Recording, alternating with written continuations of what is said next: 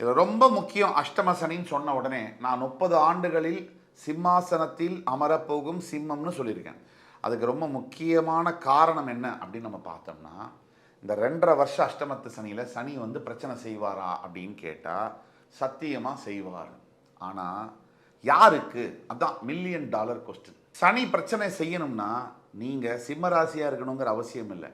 மகரம் கும்பம் அவருடைய ராசியாக இருந்தாலும் பிரச்சனை செய்வார். சனி ஒரு தர்ம தலைவன், தர்மத்தின் தலைவன். அவர் வந்து சிம்மமா இதெல்லாம் பார்க்க மாட்டார். அவருக்கு யாராக இருந்தாலும் தப்பு செய்யலை அப்படின்னா, சிம்ம ராசியில் பிறந்தவராக இருந்தாலும் அஷ்டமத்து சனி காலகட்டத்தில் அமோகமான ராஜயோகங்களை தரக்கூடியவர் தான் சனி பகவான்.